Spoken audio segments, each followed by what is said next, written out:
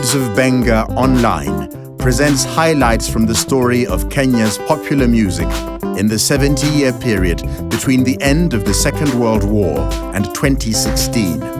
The series draws its inspiration from the definitive book Shades of Benga by Kothbiro Music. Welcome to Shades of Benga web series. Tonight, we'll be discussing Kenyan classics. Through a selected playlist, we will dive right into the heart of Kenya's greatest hits. To play us in is African Couleur performing Vidonge. I am your host, Alo Obala.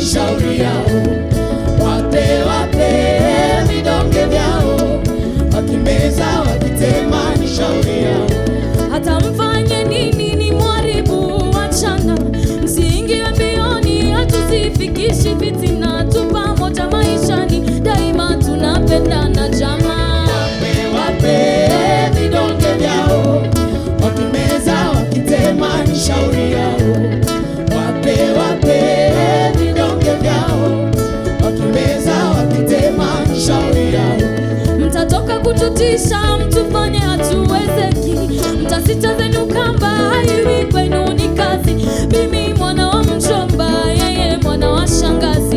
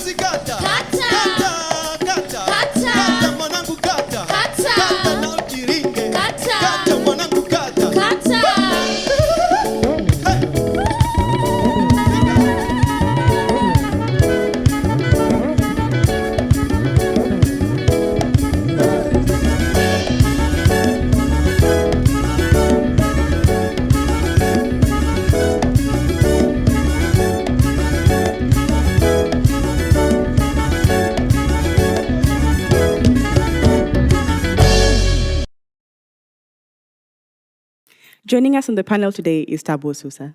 Thabo Susa has been a key part of the music industry in East Africa for well over 40 years, primarily as a band manager, show promoter, and music producer. He's also the founding director of Kothbiro Music and the lead author of Shades of Benga, the story of popular music in Kenya from 1946 to 2016. Karibu Thabo. We also have Paul Kalemba, also known as Mado. Paul Kalemba is a self-taught caricaturist. He boasts a career spanning over 25 years in standard media and is a recipient of the 2015 CNN MultiChoice African Journalist Awards. He currently sits as the chairman of Kothbiro Music, a non-profit music production organization based in Nairobi. Karibu Paul. Our final panelist is Josek Asikoe. Josek Asikoe is a founding member of Jabali Africa, a Kenyan fusion band with its origins in the 90s. The Jabali Africa has enjoyed immense success, touring internationally with African heritage. The band has put down roots in the United States, where they continue to inspire thousands with their music. Karibu Josek. Gentlemen, thank you, and welcome to Shades of Benga web series. To start us off is Mado. Mado, talk to us about the era of one. Okay, there was a time in Kenya that we had one of everything. That's in terms of communication. We had one electronic media house, that is VOK, Voice of Kenya, that is today KBC, Kenya Broadcasting Corporation. Indeed, within it, there are elements of several stations, but we take it as one media station. And its outlet with the largest reach was the Swahili service, followed by the English service. So those were the two main ones. And anything that you wanted to get out to the Kenyan public, that was the avenue. We also had one in terms of the print media. Yeah? When I refer to it as one, obviously, again, within it, there are elements of three. We had three newspapers. At least we had two newspapers first. This is the Daily Nation and the Standard. Then later on, three newspapers, the Daily Nation, the Standard, and the Nairobi Times, which eventually became Kenya Times. So that was the other outlet. So you can imagine for a budding musician, those are the avenues that you have to use to get through to wider audiences outside there. We are not counting live audiences because those was now a series of many around the country in clubs and social places and so on. That is a little different. But to get across to your audience, you needed the ones that we are talking about. You remember actually, music and politics always go together. When I talk about the era of one, we also had one political party, which was KANU. So everything actually revolved around KANU. If you are not right with them, then you are going nowhere. Exactly. That's right. And at this time, was there a certain censure when it came to musical lyrics? Because, when there's political restraints like that, obviously, there has to be, certain parameters set by the government in terms of lyrics. Was it something artists were struggling with, or something artists were facing at that time? Yes, it was. Because I remember those days when you took your music to VOK and they did not like it, they always had it labeled as unfit for broadcast. Yeah, they would write that on the song. So it means any DJ... They archived them, they never threw them. Yeah, they never threw them, but it was archived. So that if you're a new DJ, you wouldn't touch it. And just to add on that, Sure. I don't know if it's true, and I'd like to tap into what you guys are saying, and probably maybe you might shed some light. There was this story that was going around that when Bob Marley released an album, there were some songs that they did not agree with. And they said that they will get on the vinyl and they will scratch it so you cannot play. So I don't know how that is true, but I remember I really doubt that story. Okay. But what happened is that Bob Marley himself, the name, Bob Marley did not really play on VOK at the time. Wow. So Thabo, let's talk about Vidonge. This is a tie-up song. It's referred to as a tie-up song. But it really blew up. It was popular. Why? I think Vidonge can be considered as the first song under the subgenre modern tarab. And the reason why it was very popular with the rest of Kenya instead of just the coast, because there are many cover versions of the song or renditions. With the very famous one was done by Asha Abdo Suleiman. Samba Mapangala and Orchestra Virunga did a version of Vidonge, and so was Moreno. So it made, and these were rumba bands. So they really introduced a lot of rumba rhythmic patterns to the song, and that really made it popular with the rest of Kenyans. So just as we speak about Vidonge, let's just dwell on the artist herself. And when you read about Asha, you find out that she is a Somali Bantu. So what was happening at this time that Asha came and stayed in Kenya? I believe Somalia was not a very stable country, so it was easier and better for musicians to come and record or settle in Kenya. And for her, she chose Mombasa, and that's how actually her musical career actually went on very well. The song Vidonge, which was recorded by Asha Abdo Suleiman, was not really a Kenyan song as such. And according to Mohammed Shigo, was a keyboard player for Malika. They first had the song when they had gone for a tour in Dar es Salaam, in Tanzania. And upon their return in Mombasa, Sharif Nasir, I think was the chairman of KANU of that time, asked them if they could use the song as some sort of a praise song for KANU. And that's how they ended up recording the song Vidonge. So just talking about the migration, as Asha Abdo was not Kenyan, so Mado, this was a popular occurrence. It was a very common occurrence, having Tanzanians come, having Congolese come and setting roots here and becoming resident bands in clubs or in hotels. What was the reason for all this migration at that time? There was a time, late 70s and in the 80s, there was turmoil all around Kenya. Remember that time we used to pride ourselves as an island of peace. So these people are naturally attracted here. We had two different kinds of refugees, those who were running away from persecution, and those ones who were economic refugees. Now, coming back to Malika, the Malika situation is that those Somali Bantus in southern Somalia, actually, a large portion of them were former slaves. And when they were freed, now the British were just settling these people all over the place. So these ones, the British, for some reason, chose to settle them in southern Somalia. These guys never really used to look at ethnic implications and so on. Now, Malika is one of them.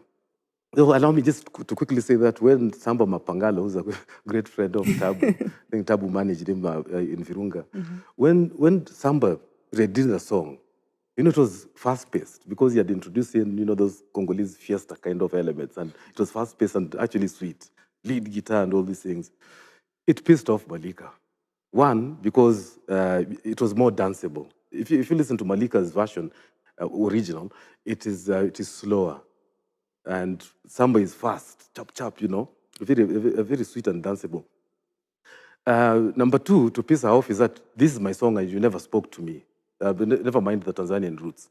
This is my song and you never really spoke to me, so how come?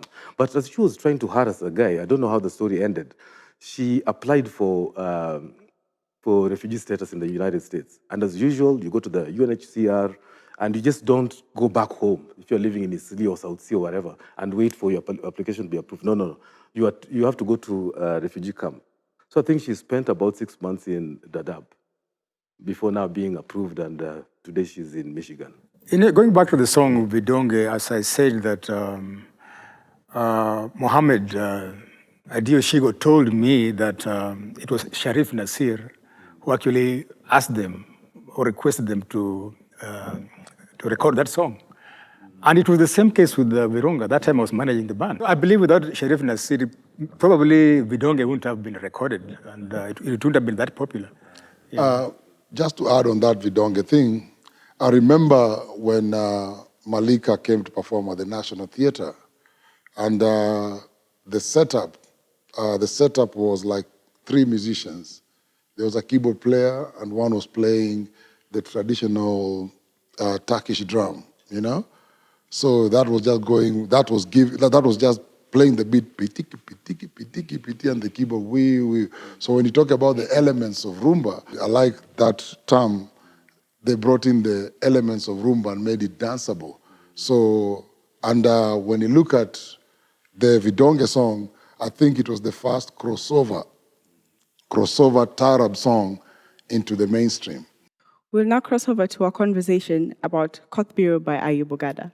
So this is a very special song because it's done by an artist, Ayub Ogada, who passed on 2 years ago. And this artist is known as almost as two different people to two different generations. To us, he's always been Ayub Ogada. But to the older generation, he's somebody else. So Tabu, do you want to at least expand on that? I think the song Kothbiro was first released in 1976 by the group Black Savage, which was fronted by Barak Achien, Gordon Ominde, and Job Seda, who later came to be known as Ayub Ogada. However, most people agree that it was Ayub, actually, who made the song to be recognized internationally when he recorded with Peter Gabriel in 1993 on Real World Records. Today I'm learning this is not the original version. So how was the previous version and why did he feel the need to re-record? The previous version was more rock. But when Job said that rediscovered himself and became Ayub Ogada, he dropped playing Western instruments. So he specialized on the nyatiti. And that's when he moved to the UK and used to bask on the Northern Line Underground in London. And that's how he ended up meeting Peter Gabriel when they recorded the famous song Kothbiro. So, Josek, you are a Kenyan artist who has toured widely and internationally. And it's said that Ayub had this change in terms of music, even in terms of his name when he was abroad. What exactly happens, and he's not the first artist to do this, what exactly happens when artists go abroad and, they go out as rock artists, they come back as, traditional? I think this thing is not only happening to artists, it happens to a lot of us. When we leave this country and go abroad, we realize we cannot be more American or more European than the Europeans themselves, So you find that somebody who was listening to top 40 and all that stuff, all of a sudden, you find that they're listening to traditional music from their village, And also with artists, they just transition in a way whereby if I was playing R&B, I figure out a way to start playing my stuff, So I'll give an example. Even Miriam Makeba, when she was leaving South Africa and not Mandibango, but you Masekela. Yeah, sure. They all were playing. Because one thing that happens to African musicians is like, before you start doing your own stuff, if you're playing a trumpet, definitely there's a trumpet player that you admire. So Masekela admired Louis Armstrong. So when you go back, when you're in that environment, you realize there's so many guys who are doing the same thing. So they are doing actually like American jazz. Yes. Yeah. So I like to call it New Orleans. Yeah. So even Hugh Masekela ended up like when he came to Nigeria, because he said he met a brother from Nigeria and told him, brother, you need to go see this man, because when I hear you, I hear him. And when he went to Nigeria and hung out at the shrine, that changes all perspective. That's with Fela Kuti.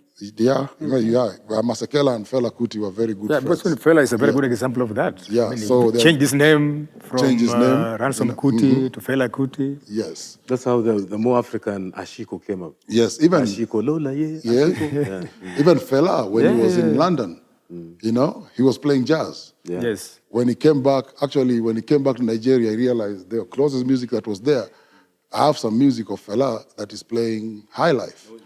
And you can see the high life, how it developed, and then he came up with the Afrobeat.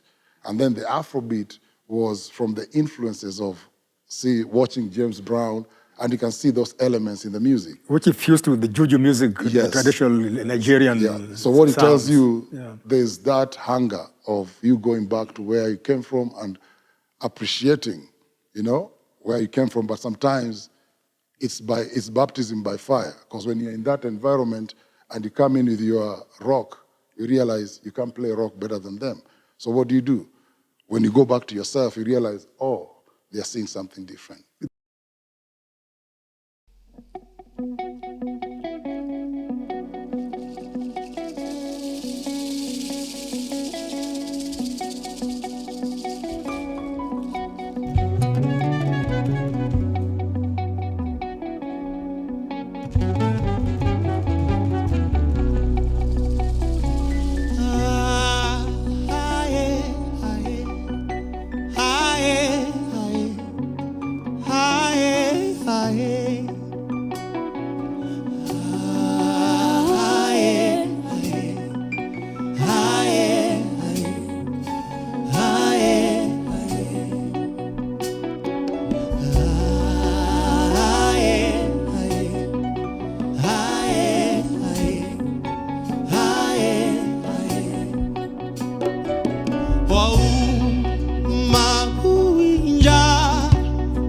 Kothbiro, quero lo que dará a uma buinja. Kothbiro, quero lo que dará.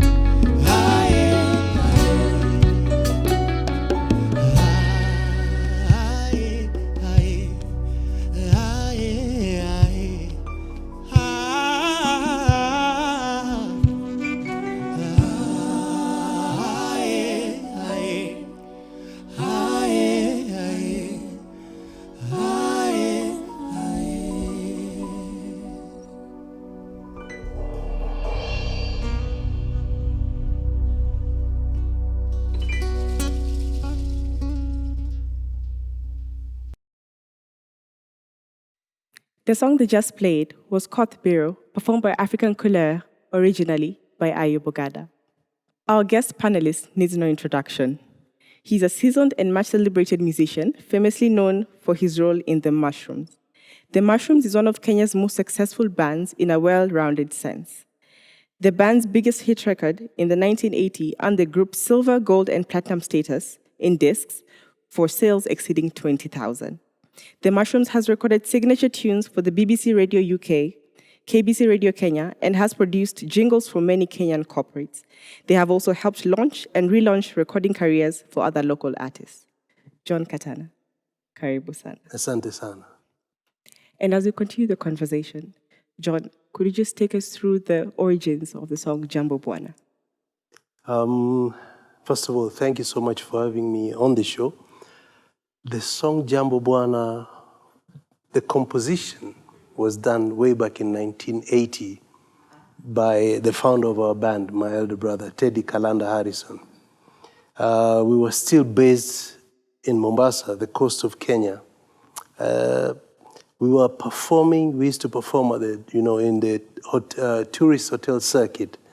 So there's a hotel that we were a resident band, and this is where he got the idea to compose and write the lyrics of the song, because the norm down at the coast is at the tourist hotels, any visitor, being welcomed, the staff would shout, "Jambo, Jambo, Jambo," it was. So he one day seated at the bar after our show, and he said, "Hey, but this Jambo, Jambo, Jambo, we can make a song out of it." And the next day in our rehearsal room, he came up with the idea. He said, "Let's do this. Let's try out this song." And that's how the song came into being. Yeah. Fantastic. And this is a song that has spanned generations and generations. Up to today, some song we still sing. But there are different versions of the song by different artists. And this brings us back to the conversation of copyright. Because we had these bands like Bonnie M who have a version of this song. So at that time, was there really a strong sense of artists knowing their rights in terms of their songs, their record labels? Was there a sense of that knowledge? Not really, especially with our band. We were so green and we just wanted to hear ourselves on radio. We didn't give much thought to copyright and what have you. You just mentioned the Bonnie M version. What happened, we toured Germany, and we were so desperate, to get a deal in Germany, and we were just trying out every producer and all. And my late brother's girlfriend, a German girlfriend, introduced us to Frank Farian, the main man who people didn't know, the owner and the owner of the group Bonnie M. So we sent him the song, Jambo Bwana, because we had recorded it in Kenya already. We recorded the song in 1980. We were in Germany, I think, around 1983 thereabout. And we sent him the song through the lady, and we said, "Look, we're interested in signing up with your company, and we would like to do ABCD, or you manage our band." The guy was smart. He kept on delaying, and that time, he knew these guys are gonna go away, and the song will belong to him. So we left the country without signing an agreement with, but he had the song.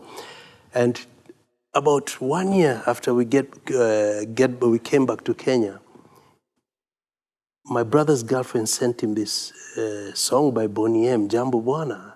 They had recorded the song without the permission of the copyright owner, who is Teddy Kalanda Harrison, and we were so dismayed, and we thought this guy is just stolen from us. And by then, we had started learning about copyright. We were reading everything we could get about copyright. So we started, pursuing that. Eventually, he had to sign up because we were told, at the moment, you're in Kenya. This guy is here. Crisscrossing, getting a lawyer is going to be a lot of problems.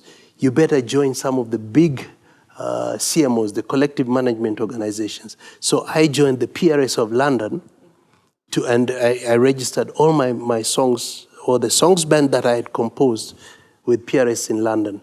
And Teddy joined GIMA. That's the sister of PRS in Germany. And immediately they started asking, but this song has been recorded by Bonnie M, and we pulled out our recording from 1980. And that is what saved the situation. And now whatever royalties that were going to Bonnie M started going to my brother. But it was a long time after their recording. So long story short, we still have, or Teddy still has, the copyright ownership of the song. Yeah. Okay, so Paul, just help us understand, why is Jambo Bwana such a popular song? Well, okay, first of all, what is very important is that it is simple, very, very simple. I've had various conversations with his brother, Teddy, over the years. The Mushrooms are a group that I happen to know very well. And I posed the same question to him. He explained the way he came up with it, just the way John says. And it's a very simple lyrics that made it very very popular, both here and abroad. Now you can imagine those tourists coming in, those Germans, those Italians coming into our coast hotels, and as John says, being welcomed, Jambo, and so on. Now, at that time, the group is playing Jambo Bwana. It is so simple to follow. And the choruses, the call-outs, Kenyan, nchi nzuri, hakuna matata, and so on. And talking about popularity, at the time, Teddy told me that this song was actually called Kenya Hakuna Matata. That's the original title. Yeah, the original title, yeah. But now, because these tourists were like asking the group or the hotel manager, can you ask these guys to play Jambo Bwana? So it became the new title and it stuck. So sometimes for a song to become very popular is the simplicity of it. All right. And Josek, in our previous session, you had mentioned that the mushrooms are one of your big brothers, really, when it comes to music. So in what way? Was it the style? Was it the just... I loved, first of all, Chakacha is one of my favorite styles of music. And when I listened to the mushroom when I was growing up, the mushrooms used to bring it. The mushroom Chakacha was different from the rest of the Chakacha, And then they always loved the saxophone part of it, It was one of the few bands in Nairobi that time that they had a horn section, So, and coming back to Jambo Bwana is a very simple, melodic song, and very catchy.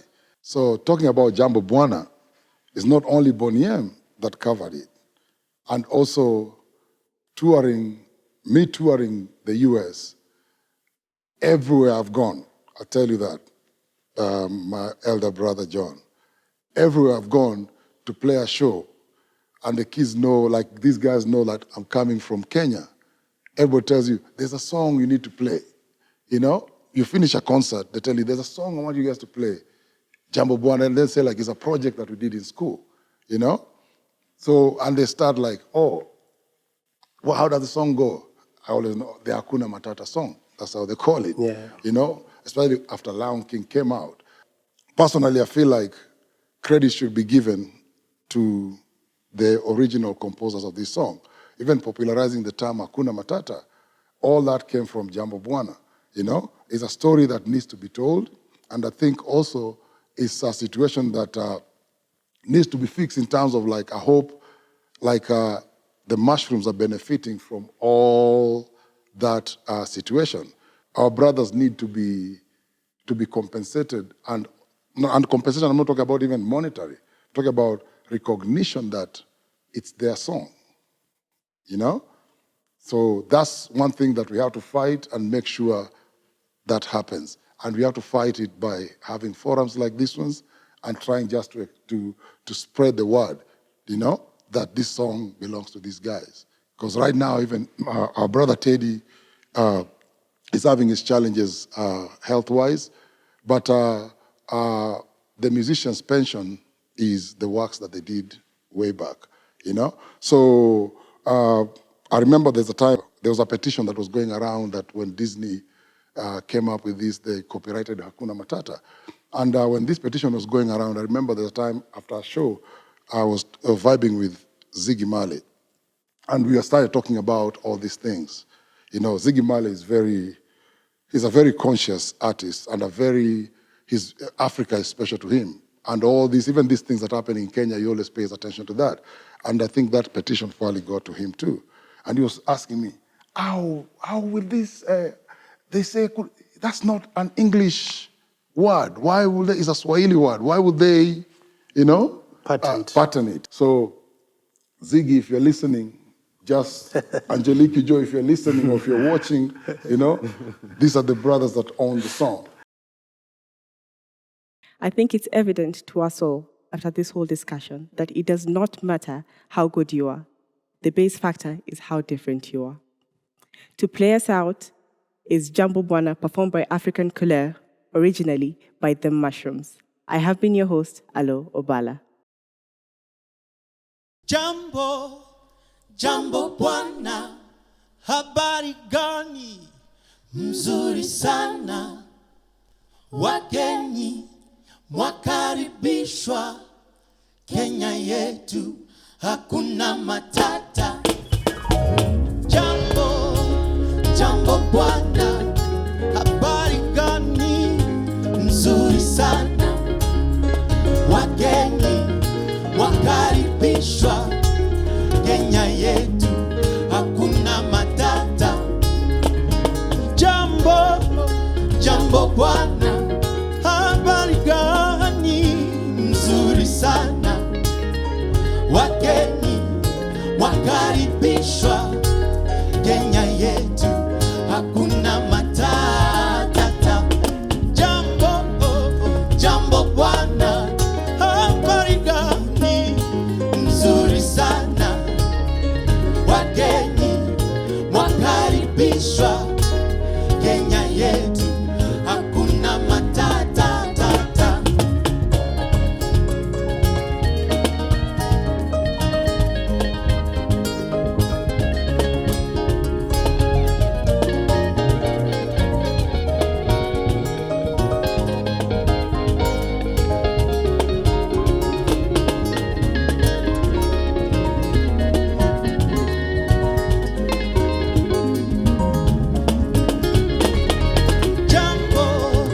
Jambo bwana, habari gani? Nzuri sana. Wageni wakaribishwa. Kenya yetu hakuna matata.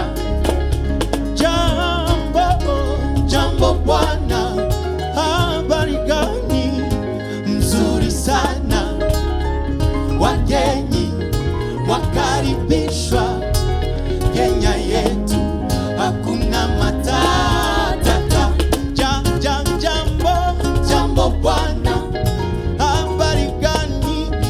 Nzuri sana. Wageni wakaribishwa. Kenya yetu hakuna matata.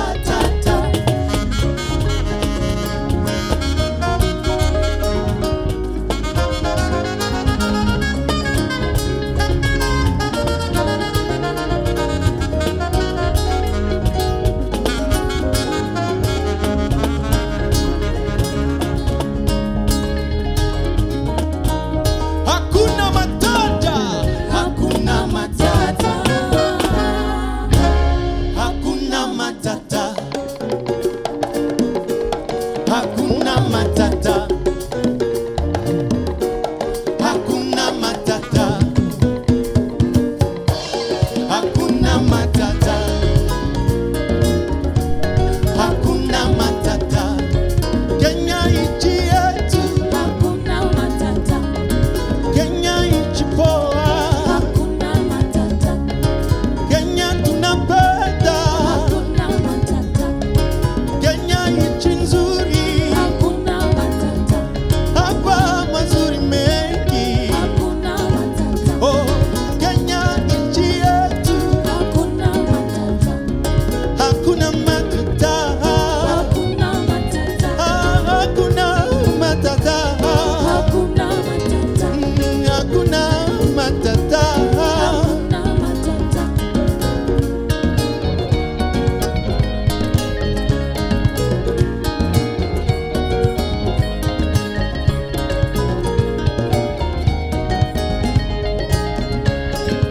Hakuna matata. Hakuna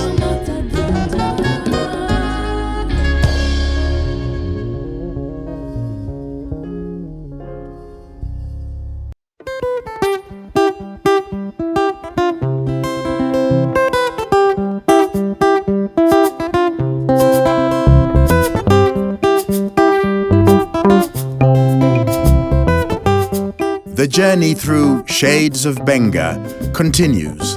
Please subscribe to our YouTube channel and follow us on our social media platforms for the next episodes. Shades of Benga, the book, is available in all leading bookstores in Kenya.